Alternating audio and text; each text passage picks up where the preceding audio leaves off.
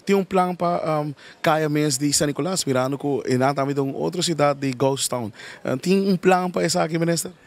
Boa pergunta. Wak, trobe, mes cosco Randstad, San Nicolás também tá gosto town para hopi aankomen. E agora aqui nós drentando em governação, situação de forma aqui, paciente de San Nicolás, nós compra caba, luz na novo na PDA, kerstverlichting tur aan, wel aqui na abissam de aan passaco, não tem nada, nós compra, nós aloca fundo nan para comprar kerstverlichting novo, pedido nan awardo hasi caba na China para bem bonita luz para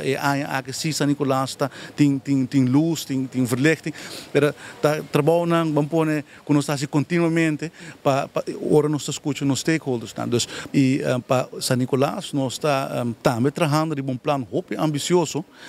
arquiteto não awardo onde bisa ingehuurd cabo, não está trabalhando, não está esquibien, trabalhando ribe plan as we speak, está fazendo renderings, já nós aí primeiro draft tan caba,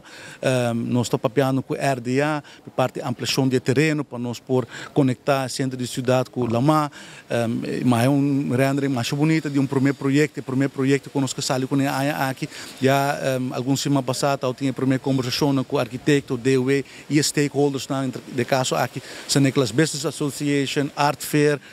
onde comerciante na senhor Nick Gordon, que um comerciante conheci em Novo na San Nicolás, dus nós está por de bem com os mesmos ideias para buscar o draagvlak, então apresentar algo que é executável, sobre se nós estamos em 20, 30 milhões florin, está full um outro ballgame, nós temos tique recursos financeiros, assim mesmo nós está por de trazer câmbio, para San Nicolás me está positivo, nós o projeto está completamente em desenvolvimento, há mesmo uma reunião com o San Nicolás Business Association para mostrar o progresso que nós estamos fazendo em design, escuta, input, feedback. E assim é nós está por de trabalhar cultura rende e no final do dia põe algo riba mapa com